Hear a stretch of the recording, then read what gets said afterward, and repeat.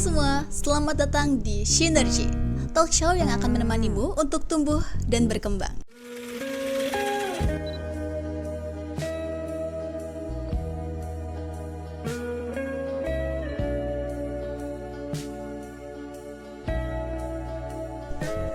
Kepercayaan diri merupakan dua kata yang mudah untuk diucapkan namun sulit untuk diterapkan bagi sebagian orang.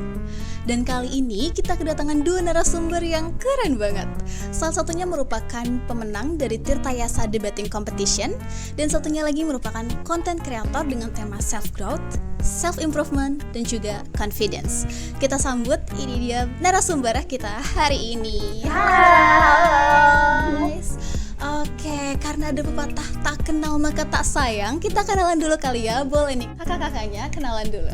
Halo teman-teman, perkenalkan aku Naila Zafira. Aku juara 1 lomba debat bahasa Inggris Tirta Yasa Debating Competition. Aku juga merupakan salah satu anggota dari English Debating Club atau ADC.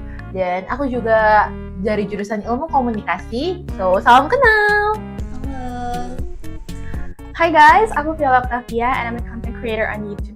And my YouTube channel is Violand, Violand. Aku juga dulu suka ikut kompetisi yang berhubungan sama public speaking. So I'd say I'm very passionate about communication, mindset, and help people to grow. Oke, Kak Naila dan Kak Vio ya, salam kenal ya Kak. Di sini kita tadi udah kenalan singkat kan. Pasti di sini juga penontonnya pada penasaran gak sih tentang latar belakang dan pengalaman dari narasumber kita yang kece-kece banget nih.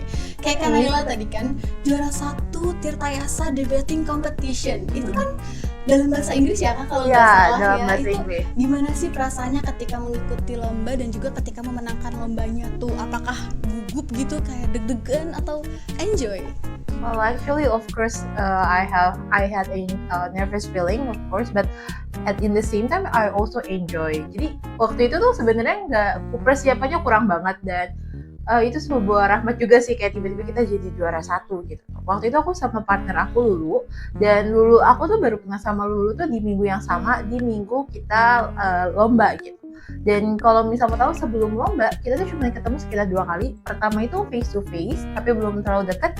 Sama kita teleponan via WhatsApp gitu tuh. Dan abis itu kita nggak ada ngobrol apa-apa lagi. Tapi memang ada satu peraturan tidak tertulis yang dijalankan oleh aku dan juga Lulu, yaitu dimana apapun yang terjadi saat kita ngobrol di podium, karena kan itu British Parliament ya.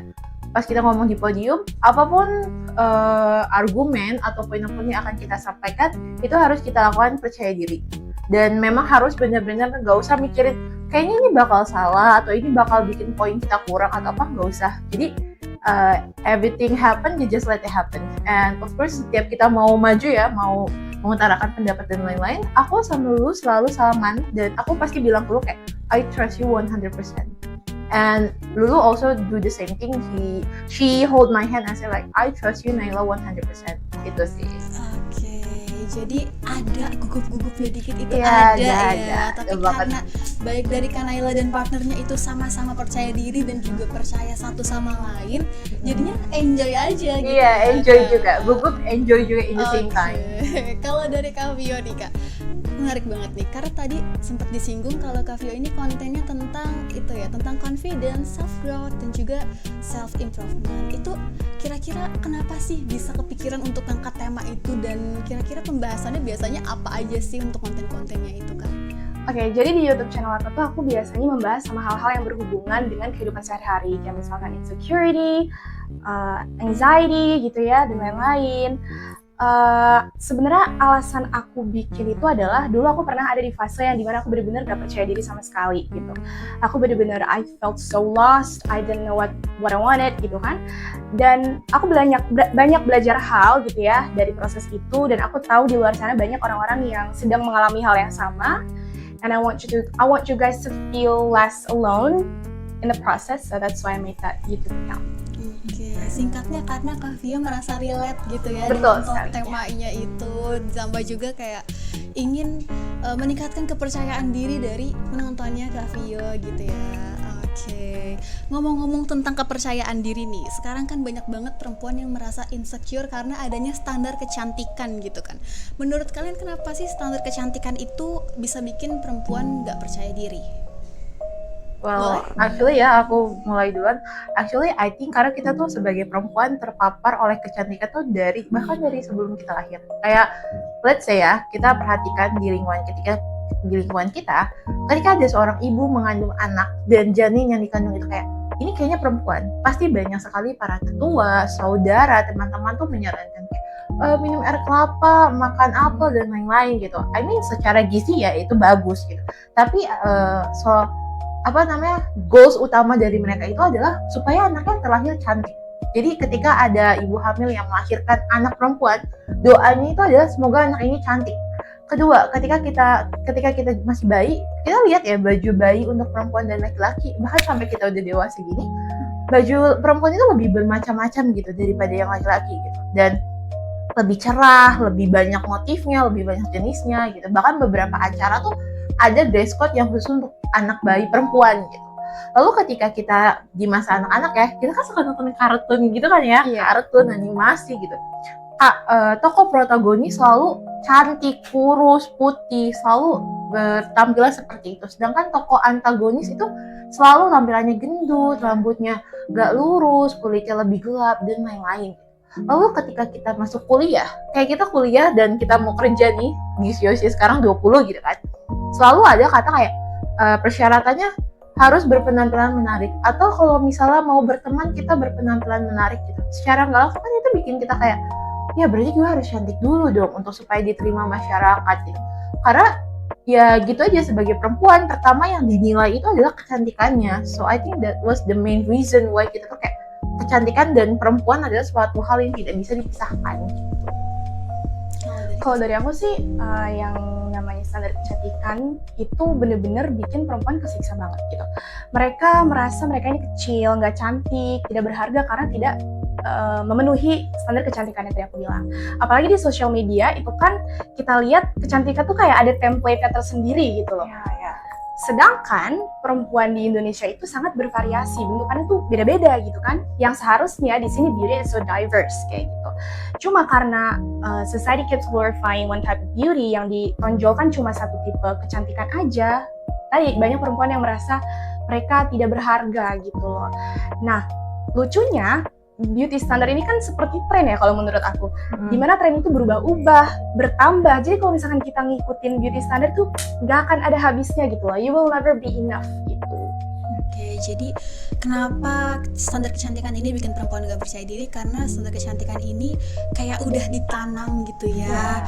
Ditanam sehingga membatasi kebebasan ekspresi dari perempuan. Seakan-akan perempuan itu harus terus menyesuaikan diri dengan standar kecantikan yang ada. Nah, kalau tadi kita bahas tentang insecurity soal fisik, kalau dari kalian berdua nih Kak, pernah nggak sih mengalami insecure gitu ya terkait fisik kalian? Dan kalau misalnya pernah pun, gimana cara kalian menghadapi tekanan tersebut? Kalau dari aku, I was so insecure back then when I was a kid, karena dulu tuh aku suka dibanding-bandingin sama kakak-kakak aku. Karena kebetulan menurut orang kan kakak-kakak aku tuh kayak lebih cantik. Aku bisa dibilang the least pretty daughter, kayak kasarnya paling jelek lah gitu ya. Karena dulu aku hidungnya pesek, sekarang juga pesek sih. Terus paling coklat gitu kan, lebih coklat lagi waktu itu. Dan itu bener-bener that hurts a lot gitu ya, karena aku anak kecil nggak ngerti apa-apa. Dan sejak saat itu yang aku pikirin tuh kayak gimana ya caranya biar aku bisa kayak kakak-kakak aku, biar aku bisa cantik kayak gitu. Dan cara aku mengatasi itu sebenarnya karena aku tersadar dengan sendirinya aja sih. Tiba-tiba aku kepikiran yang tadi, standar kecantikan. Kayak kalau misalkan aku ngikutin itu ngejar untuk jadi orang lain, itu rasanya nggak akan pernah cukup gitu loh. Karena yang namanya beauty standard pasti akan bertambah, orang ekspektasinya akan naik terus gitu. Jadi sejak saat itu aku udah capek, aku akhirnya berusaha untuk merawat diriku sendiri gitu ya, bukan mengubah tapi merawat dan jadi versi diri aku yang paling baik gitu. Dan aku started to embrace my skin tone, my nose, my body, everything. Dan sejak saat itu aku bener-bener baru yang merasakan kayak oh, I love myself, dan itu aku merasa sangat bercahaya sekali gitu. Oke, kalau dari Kak Naila? Well, if you asking me, had I ever felt insecure? Of course, yes. I mean, until this time gitu tuh masih aja insecure, but how I face it, I think that's the important thing ya. First of all, we need to realize kayak yaudah standar kecantikan orang-orang beda-beda ya, dan Tuhan menciptakan manusia, terlebih perempuan saya percaya Tuhan menciptakan dengan sesempurnanya mungkin. Ada beberapa kelebihan yang diberikan gitu. Yang pertama adalah kita menyadari bahwa ya udah emang kita diciptakan kayak gini gitu loh ya mau gimana mau diubah kan nggak bisa kecuali operasi plastik gitu. Yang kedua adalah ya bener kata Vio tadi, kayak jangan fokus cuman kayak dari ejekan atau apa-apa, tapi kita juga harus ngeliat dong kita nih apa sih keunggulan dari diri kita. Apa misal rambut kita tuh bagus, kita ngerasa rambut kita bagus, atau kita ngerasa badan kita bagus, ya itu yang ditonjolin gitu. Dan kita juga berfokus ke ngerawat gitu. Di sini ngerawat tuh bukan hanya ngerawat dari muka aja ya, tapi bisa dari mental, fisik, and also our brain. Of course we have to take care of them. And I think the most important tuh kalau misalnya kita mau belajar di sini bukan hanya belajar matematika, fisika gitu, tapi belajar di mana kalau kita ngelakuin ini tubuh kita tuh lebih sehat, kalau kita ngelakuin ini mental kita lebih sehat. I think that's the most important. Kenapa? Semakin luas wawasan kita, semakin mudah diri kita untuk menerima diri kita sendiri, dan semakin mudah kita untuk menjadi lebih percaya diri. Kalau menurut aku gitu. Jadi baik dari Kak Naila maupun Kak Vio, dua-duanya pernah merasakan insecure terkait fisik gitu ya Kak, dan kuncinya mungkin kesimpulannya adalah diri kita sendiri gitu ya kayak jadi semua mulai dari diri kita sendiri. Oh ya, ada lagi nih insecurity lain selain fisik, yakni insecurity soal pencapaian. Apalagi di zaman sekarang kan media sosial berkembang pesat ya, kayak banyak banget orang yang akhirnya membanding-bandingkan pencapaian dia di media sosial.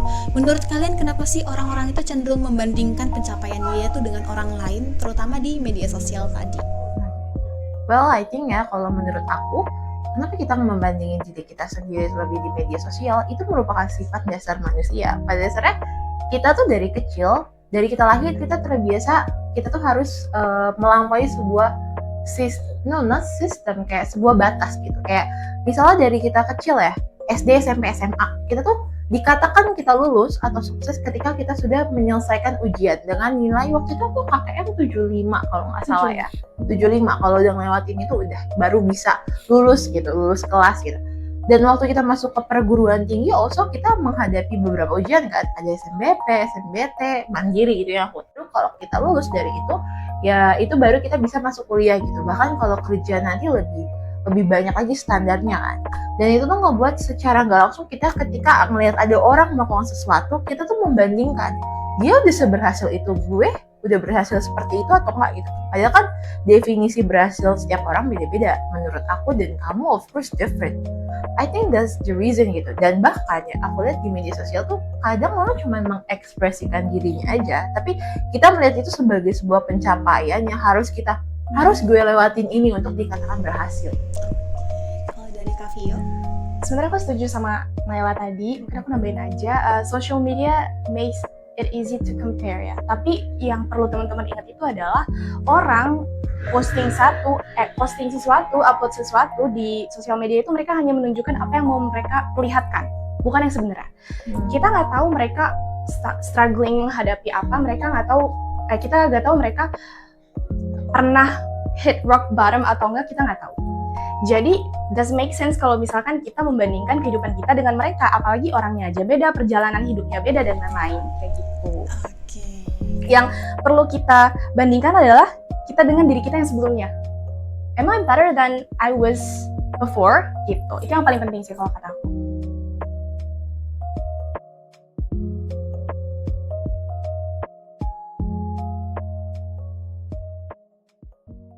Oke, kalau gitu kira-kira langkah kecil apa sih yang bisa kita lakukan untuk lebih percaya diri dengan kemampuan sendiri tanpa harus bergantung dengan eksternal? Oke, kalau dari aku mungkin start with the mindset ya teman-teman.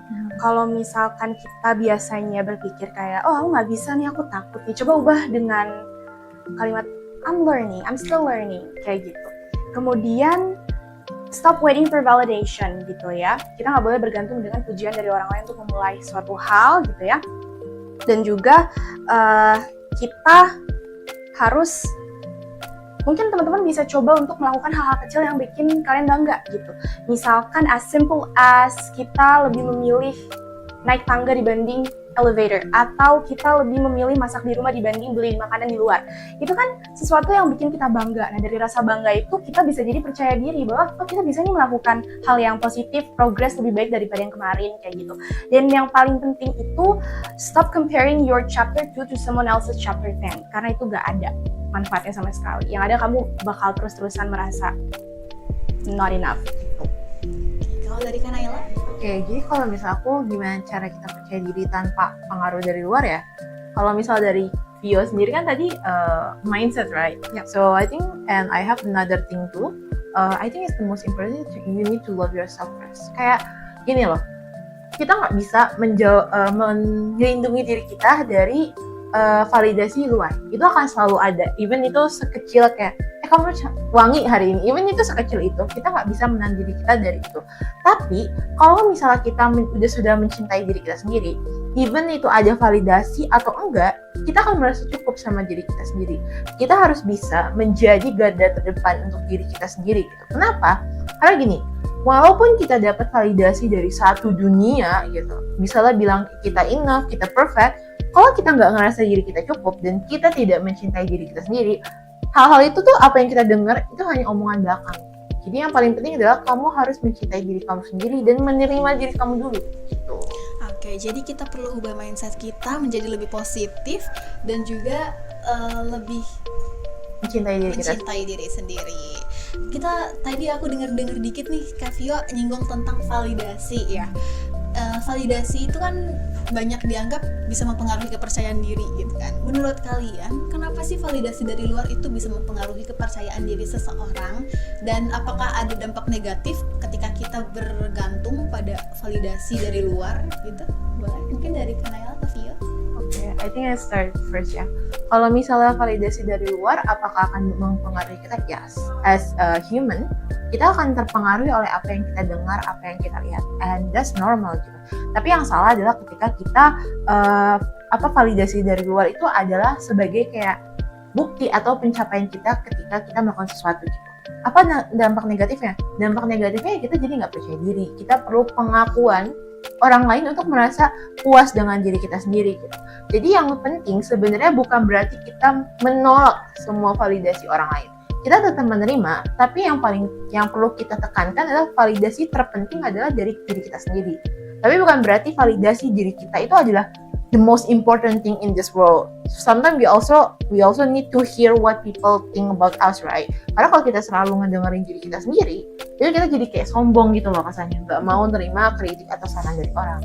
Yang paling penting adalah kita harus memvalidasi diri kita dulu, harus kayak okay, I think I feel enough, but jangan ngerasa itu tuh kayak okay, udah gitu loh. Jadi segala sesuatu tuh harus sesuai dengan porsinya. Validasi dari luar penting, tapi validasi dari diri kita sendiri itu lebih penting. Kalau Kak Vio? Oke, validation is so tricky ya, it feels good gitu. Tapi kalau lama-kelamaan, itu kita bisa jadi candu, kita bergantung sama validasi dari orang. Sekalinya orang berhenti tepuk tangan, kita bakal ngedrop gitu. Kita nggak percaya diri. Jadi seakan-akan kita itu melihat diri kita sendiri dari mata orang lain. Itu kan sangat nggak banget gitu ya. Yang paling penting teman-teman, validasi itu harus dijadikan sebagai booster aja gitu ya, bukan bahan bakar utama kamu untuk percaya diri itu. Oke, kesimpulannya tadi yang dikasih tau sama Kak Via mungkin ya sama rangkumannya sama Kanayla tadi, kalau validasi itu penting namun jadikan sebagai pendukung bukan sumber utama dari kepercayaan diri kita. Betul. Gitu ya. Nah, kita lanjut nih ke pertanyaan terakhir. Boleh dong dari Kanayla dan Kak Vio kasih tips and trick singkat aja buat menonton yang pengen mulai berproses biar bisa lebih percaya diri atau bahkan mungkin mengikuti jejak dari kakak-kakak ini. Boleh Nayla dulu kayaknya. That's really good ya kalau misalnya kami di sini bisa jadi sebuah contoh yang baik. But I think the most important thing if you want to start to be confident about yourself, first is you have to be honest to yourself. Kayak kamu harus jujur, kemampuan kamu segimana. Kadang orang tuh ngasih ekspektasi ke dirinya tinggi banget, padahal dirinya tuh nggak setinggi itu. Padahal kita harus jujur sama diri kita dan harus nerima, and also memaafkan diri kita gitu. Mungkin diri kita emang nggak bisa memenuhi beberapa ekspektasi yang ada di kita sendiri, di otak kita. Kita harus sadar dan memaafkan itu. Of course that was the first thing. The second thing ya kita mulai memperbaiki diri kita, tapi bukan berarti yang langsung gue yang biasanya nih orang kayak seharian cuma rebahan atau apa, tiba-tiba dia dari jam 1 pagi sampai jam 1 malam ada aktivitas banget. Kita nggak bisa kayak gitu, kita harus realistis gitu. Kalau misalnya mau try to be a better person, we can start something from the smallest thing first and to the biggest one. Yang ketiga adalah pertama ya, itu kita harus mencintai diri kita sendiri gitu. Karena gini, kalau misalnya kita nggak mencintai diri kita gitu, apapun yang akan kita lakuin tuh kesannya sia-sia gitu. Karena kayak, ini udah misalnya kayak, udah ngelakuin ini, tapi kok always kayak, but something different or something not enough. You have to do that first gitu. Kalau menurut aku sih gitu ya. Oke, kalau dari Kak Vio? Oke, kalau kamu mau mulai berproses untuk percaya diri, don't wait for the perfect moment. Just start gitu ya. Bisa mulai dari hal-hal yang kecil seperti journaling, belajar afirmasi ke diri sendiri, hal-hal yang positif. Terus yang paling penting adalah hindari konten-konten yang bikin kita membandingkan diri sendiri dengan orang lain. Karena ingat ya teman-teman, confidence, we're not chasing confidence, okay? We build it gitu loh. Once we stop trying to be someone else, kita akan sadar betapa powerfulnya untuk mencintai diri sendiri. Kayak gitu. Oke, lengkap banget ya teman-teman. Ini tips and trik dari narasumber kita yang kece-kece banget hari ini. Glad to hear that.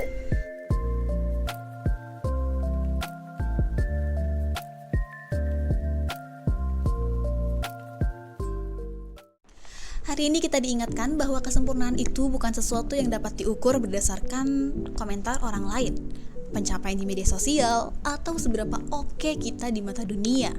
Karena pada akhirnya, sempurna itu bukan menjadi sesuatu yang diharapkan oleh orang-orang, namun menjadi versi terbaik dari diri kamu dan juga dengan cara kamu sendiri. Naila dan Vio hari ini sudah menunjukkan kepada kita bahwa perjalanan menuju percaya diri itu bukan soal cepet-cepetan, tapi soal keberanian untuk terus berjalan, meski perlahan namun konsisten. Jadi, buat kamu yang masih ngerasa belum cukup, belum berani, atau belum pantas, tenang, karena kamu gak harus jadi versi sempurna. Kamu cukup jadi individu yang mau belajar, bertumbuh, dan menyayangi diri kamu sendiri. Wah, terima kasih banyak ya Kak Vio dan Kak Naila untuk sharing-sharingnya hari ini. Thank you a lot. Bermanfaat Thanks a lot. banget dan banyak memberikan insight-insight baru tentunya ya, baik bagi aku sendiri atau mungkin bagi penonton kita dari penonton Synergy di rumah. Terima kasih banyak ya Kak Vio dan Terima Naila, dan kasih, juga ya. penonton yang masih setia menonton Synergy episode ini. Sampai ketemu lagi di episode Synergy selanjutnya. Bye. Bye.